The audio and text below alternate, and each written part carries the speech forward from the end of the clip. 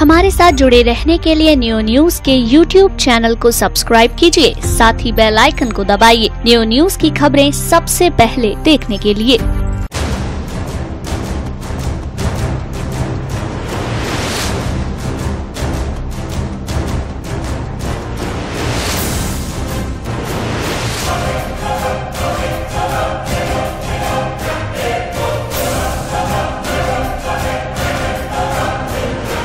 Yamuna expressway यात्रियों की सुविधा के लिए बनाया गया है। आगरा से नोएडा की दूरी कम करने के लिए यमुना एक्सप्रेसवे एक बेहतर एक्सप्रेसवे सिद्ध हुआ है, लेकिन यमुना एक्सप्रेसवे पर लगातार हो रहे हादसे और जा रही लोगों की जान। आपको बता दें, यमुना एक्सप्रेसवे के आसपास कोई ऐसा अस्पताल नहीं है जहां घायलों का उपचार सही हो सके, लेकिन यमुना एक्सप्रेसवे की जो रेस्क्यू टीम है, एक्सीडेंट होने के बाद रेस्क्यू टीम तो मौके पर पहुंचती है, लेकिन घायलों को अस्पताल तक ले जाने के बाद घायल दम तोड़ देते हैं। सवाल यही उठता है, क्या यमुना एक्सप्रेसवे के सहारे कोई अस्पताल होना चाहिए? यमुना एक्सप्रेसवे पर अधिकतर हादसे तेज गति और टायर फटने से होते हैं। कभी कभी एक ही परिवार के कई लोग अपनी जान गंवा देते हैं। यमुना एक्सप्रेसवे आगरा से दिल्ली की दूरी कम करने के लिए बनवाया गया था, लेकिन ये एक्सप्रेसवे सफर की दूरी कम करने के बजाय लोगों की जिंदगी कम कर रहा है। एक्सप्रेसवे से गुजरने वाले पर्यटक और वाहन चालक आए दिन हादसों के शिकार हो रहे हैं। जनपद मथुरा की सीमा में वर्ष 2017 में इस एक्सप्रेसवे पर करीब 64 हादसे हुए, जिनमें से 66 लोगों की मौत और 287 लोग घायल हुए। इससे साफ जाहिर है कि यमुना एक्सप्रेसवे लोगों के लिए सुरक्षित नहीं है, क्योंकि हादसों को रोकने के लिए जिम्मेदारों की ओर से कोई कारगर कदम नहीं उठाए जा रहे। आगरा और नोएडा जाने के लिए यमुना एक्सप्रेसवे से अच्छा साधन कहीं भी नहीं है। यमुना एक्सप्रेसवे पर वाहनों की लंबी लंबी कतारें भी देखने को मिलती हैं। महंगा टोल वसूलने के बावजूद भी यमुना एक्सप्रेसवे पर कोई व्यवस्था नहीं है। खासकर जब ये एक्सीडेंट यमुना एक्सप्रेसवे पर हो जाते हैं तो कोई ऐसी व्यवस्था नहीं है जो घायलों को उपचार मिल सके। प्राथमिकी उपचार के लिए यात्री तड़प तड़प कर अपना दम तोड़ देते हैं। कई बार ऐसा यहाँ हुआ है। यमुना एक्सप्रेसवे के जब अधिकारियों से इस मामले में बात की गई तो उन्होंने अपनी रेस्क्यू टीम और सुरक्षा कर्मचारियों का भरोसा देते हुए यमुना एक्सप्रेसवे को बहुत ही अच्छा बताया, लेकिन यमुना एक्सप्रेसवे पर ऐसी कोई व्यवस्था नहीं है जो घायलों को सही उपचार मिल सके। दरअसल 15 अगस्त 2012 से शुरू हुए यमुना एक्सप्रेसवे पर हादसों का दौर खत्म होने का नाम नहीं ले रहा है। शुरुआती दिनों में एक्सप्रेसवे पर सफर करने वाले लोगों की सुरक्षा को ध्यान में रखकर गति पर नियंत्रण रखने के लिए नियम लागू करने के वायदे किए गए थे, लेकिन ये वायदे कुछ दिनों में ही हवाई साबित हुए। एक्सप्रेसवे पर सबसे ज्यादा हादसे टायर फटने एवं अनियंत्रित गति के कारण हो रहे हैं। हादसों में आए दिन लोगों की मौत हो रही है, बावजूद इसके खामियों को दूर नहीं किया गया। शायद ही कोई दिन ऐसा बीतता होगा जिसमें नोएडा से आगरा तक सफर में कोई हादसा न होता हो।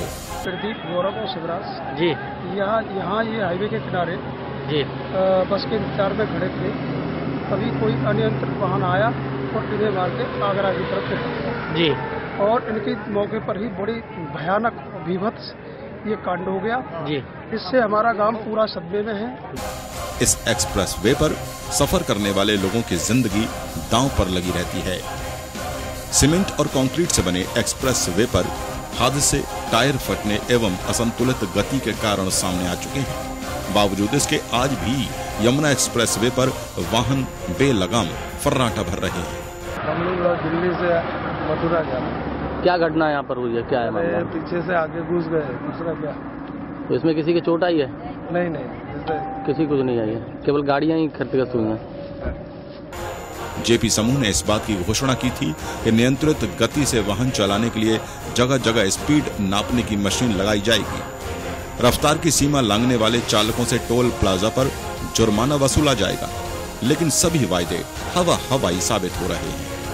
यमुना एक्सप्रेसवे पर जनपद मथुरा की सीमा में वर्ष 2017 में नौझील से लेकर बलदेव क्षेत्र तक करीब 65 हादसे हुए।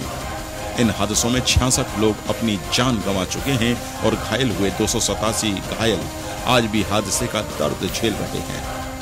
गाड़ी लेके आ रहे थे, उधर से 60 गाड़ी मारी है, 60 तो गाड़ी लोटपट चली आई है। अज्ञात वाहन ने टक्कर मार दी? हाँ, वाहन ने टक्कर मारी है। तो गाड़ी उधर से इधर दूसरी वाली? हाँ, दूसरी रोड पे आ गई है। तो इसमें कितने लोग घायल हुए? 2 तो खत्म रह गए। नहीं बताइए ना। 3-4 लोग खत्म हुए हैं, बाकी सारे घायल। बाकी टोटल कितने थे? टोटल थे 7-8 जने। 8 लोग थे। इस वर्ष जनवरी से अब तक एक्सप्रेस वे पर करीब 58 हादसे हुए, जिनमें 38 लोगों की मौत और 127 लोग घायल हुए।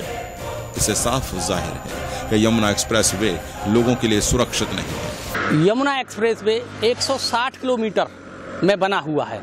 आगरा से नोएडा तक 3 टोल प्लाजा इस पर पड़ते हैं। महंगा टोल वसूलने के बावजूद भी यमुना एक्सप्रेस वे पर कोई खास सुविधा नहीं है। यमुना एक्सप्रेस वे पर एक के बाद एक हादसे यूं ही नहीं हो रहे। इसके लिए गाड़ियों की तूफानी रफ्तार मुख्य रूप से जिम्मेदार है। दरअसल यमुना एक्सप्रेस वे पर लोग रफ्तार का रोमांच लेने के लिए खुद के साथ दूसरों की जान को भी जोखिम में डाल रहे हैं। हैरत करने वाली बात यह है कि एक्सप्रेस वे पर प्रतिदिन औसतन 4 से 5 हजार वाहन गति सीमा का उल्लंघन करते निकल रहे हैं, लेकिन चालान गिने चुने हो रहे हैं। तेज रफ्तार दौड़ते वाहनों के खिलाफ कोई कार्रवाई नहीं हो रही। जेपी ग्रुप सिर्फ टोल टैक्स वसूली में लगा है। उसका ध्यान दुर्घटनाओं को रोकने की तरफ कतई नहीं, जबकि पुलिस इस ओर से आंखें मूंदे पड़ी है। हादसा होने पर पुलिस और जेपी ग्रुप एक दूसरे के पाले में मामला डालकर अपने जिम्मेदारी से बच निकलते हैं। एक्सप्रेसवे के तीनों टोल प्लाजा पर यह पता चलाया जा रहा है कि प्रतिदिन कितने वाहन निर्धारित गति सीमा से ज्यादा रफ्तार से निकलते हैं। इसकी सूचना भी रोजाना पुलिस को भी दी जा रही है, लेकिन ऐसे वाहनों के खिलाफ पुलिस कोई कार्रवाई नहीं कर रही। नोएडा से आगरा तक बने यमुना एक्सप्रेस वे को जेपी ग्रुप ने बनाया था। इसकी एवज में जेपी ग्रुप को नोएडा से आगरा तक टोल टैक्स वसूलने का अधिकार दिया गया। जेपी ग्रुप को एक्सप्रेस पर सड़क दुर्घटना रोकने के लिए पुख्ता इंतजाम करने थे। चूंकि इंतजामों पर भारी भरकम राशि खर्च होती है, इसलिए जेपी ने ऐसे इंतजामों से हाथ खींच रखा है। यही वजह है कि एक्सप्रेस वे पर नोएडा से आगरा तक रोजाना कहीं न कहीं हादसे हो रहे हैं। हादसों में सबसे मुख्य वजह ओवर स्पीडिंग निकल कर आ रही है। ऐसा तब है जब यमुना एक्सप्रेस वे पर अनेक जगह स्पीड मॉनिटरिंग कैमरे लगे हैं, जिससे दौड़ते हुए वाहनों की स्पीड रिकॉर्ड हो जाती है और टोल पर जब वाहन पहुंचता है तो स्पीड वायलेशन यानी गति सीमा उल्लंघन डिजिटल डिस्प्ले बोर्ड पर लिखकर आ जाता है, किंतु चालान करने के लिए कोई भी प्रयास नहीं होता। जहां एक और निर्धारित गति सीमा से अधिक चलाना मोटर वाहन अधिनियम में अपराध है, वहीं दूसरी ओर प्राण घातक घटनाएं भी ओवर स्पीडिंग का परिणाम है। आगे वाला गाड़ी बस्ट हो गया टायर उसका जी, रुकी, पीछे से साहब बैठे थे जी, उनकी गाड़ी रुकी उसमें, पीछे से मैं आ रहा था, सिकोट में था जी, मेरी ठुकी। ये इस गाड़ी में कौन थे? मोहन बाबा साहब आरएसएस प्रमुख थे, जो वही थे। चोट वगैरह तो नहीं थी उनके? या चोट नहीं आई। सुरक्षित सफर का दावा कर महंगा टोल वसूलने वाले यमुना एक्सप्रेस वे पर लूटपाट की घटनाएं भी चिंतित करने वाली है। आए दिन हो रही वारदात से एक्सप्रेस वे पर सफर करना अब खतरे से खाली नहीं है, और उधर बेखौफ लुटेरे आए दिन लूट की वारदातों को अंजाम दे रहे हैं। पुलिस घटनाओं का खुलासा करने में नाकाम साबित हो रही है। यमुना एक्सप्रेसवे पर पुलिस की व्यवस्था भी 3 पीआरबी गाड़ियां यहां पर सुरक्षा के लिए मौजूद रहती हैं। थाना क्षेत्र में चढ़ने के लिए पुलिस की कोई व्यवस्था नहीं है। यदि कोई घटना हो जाती है तो बाजना कट से पुलिस आती है या राया कट से। अगर बात करी जाए जमीनी हकीकत की तो यहाँ पर एक्सप्रेसवे द्वारा कोई सुविधा मुहैया नहीं कराई गई है। यदि यात्री के साथ कोई लूट की घटना हो जाती है तो बदमाश यहाँ से भागने में सफल हो जाता है, लेकिन पुलिस कुछ नहीं कर पाती है। हादसों के लिए सुर्खियों में रहने वाला यमुना एक्सप्रेसवे पर नोएडा से आगरा तक सफर में सुरक्षा के लिए जेपी इंफ्राट्रैक की पेट्रोलिंग गाड़ियों के अलावा पुलिस की पेट्रोलिंग गाड़ियां भी चल रही हैं। हर रोज संबंधित थानों की पुलिस भी रात में एक्सप्रेसवे पर गश्त करती है। 165 किलोमीटर लंबे एक्सप्रेसवे पर यात्रियों की सुरक्षा के लिए गौतम बुद्ध नगर, अलीगढ़, मथुरा, हाथरस और आगरा पुलिस जगह जगह तैनात है, जिसमें इकोटेक, कासना, तनकौर, रबुपुरा, जेवर, टप्पल, नौझील, सुरीर, माट, राया, यमुना पार, महावन, बलदेव, सादाबाद एवं खंदौली समेत 16 थानों क्षेत्रों की सीमा पड़ती है। एक्सप्रेसवे पर सुरक्षा के लिए 100 नंबर पुलिस की भी कई गाड़ियां दौड़ रही हैं। बावजूद इसके लुटेरे सुरक्षा व्यवस्था को ठेंगा दिखाते हुए वारदात दर वारदात को अंजाम देकर फरार हो रहे हैं। अगर बात करें आंकड़ों की तो वर्ष 2017 में हुए कुछ हादसे 28 जून को थाना बलदेव क्षेत्र में 137 माइलस्टोन पर हुए हादसे में 4 लोगों की मौत। 7 जुलाई को थाना महावन क्षेत्र में माइलस्टोन 115 पर हुए हादसे में 5 लोगों की मौत। 26 सितंबर को थाना महावन क्षेत्र में माइलस्टोन 116 पर हुए हादसे में 4 लोगों की मौत। 28 सितंबर को थाना सुरीर क्षेत्र में माइलस्टोन 78 पर हुए हादसे में 3 युवकों की मौत। 3 नवंबर को थाना बलदेव क्षेत्र में माइलस्टोन 147 पर हुए हादसे में जूता कारोबारी समेत 2 की मौत। इस वर्ष 2018 में मौत के हादसे 21 जनवरी को सुरीर क्षेत्र में माइलस्टोन 77 के समीप हादसे में कार सवार महिला की मौत। 28 जनवरी को माट क्षेत्र में माइलस्टोन 94 के समीप वाहनों के टकराने से ट्रांसपोर्टर की मौत। 13 फरवरी को बलदेव क्षेत्र में माइलस्टोन 131 के समीप वाहनों के टकराने पर 2 लोगों की मौत। 1 मार्च को थाना माट क्षेत्र में माइलस्टोन 105 के समीप डिवाइडर से टकराने पर बाइक सवार की मौत। 13 मार्च को नौझील क्षेत्र में माइलस्टोन 75 के समीप हादसे में एम्बुलेंस सवार 2 की मौत। 18 मार्च को थाना सुरीर क्षेत्र में माइलस्टोन 88 के समीप हादसे में एम्स के 3 डॉक्टरों की मौत। 27 मार्च को थाना जमुना पार में माइलस्टोन 107 के समीप हादसे में बस चालक की मौत। 31 मार्च को थाना जमुना पार क्षेत्र में माइलस्टोन 107 के समीप हादसे में कार सवार 2 की मौत। 2 अप्रैल को बलदेव क्षेत्र में माइलस्टोन 131 के समीप हादसे में कैंटर चालक समेत 2 की मौत।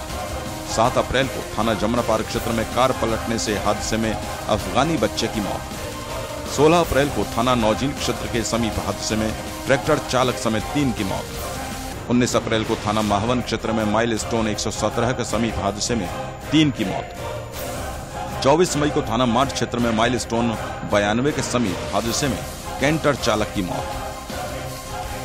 11 जून को थाना नौझील क्षेत्र में माइलस्टोन 68 के समीप हादसे में क्लीनर की मौत। 21 जून को थाना नौझील क्षेत्र में माइलस्टोन 62 के समीप हादसे में बाइक सवार की मौत। 1 जुलाई को थाना सुरीर क्षेत्र में माइलस्टोन 84 के समीप हादसे में कार सवार 3 की मौत। 2 जुलाई को थाना बलदेव क्षेत्र में माइलस्टोन 134 के समीप कंटेनर चालक की मौत। 4 जुलाई को थाना बलदेव क्षेत्र में माइलस्टोन 146 के समीप हादसे में कार सवार 3 की मौत।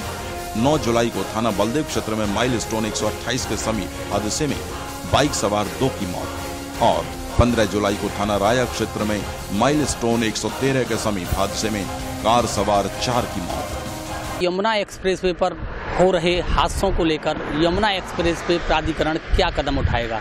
नियो न्यूज से दीपेश गुप्ता।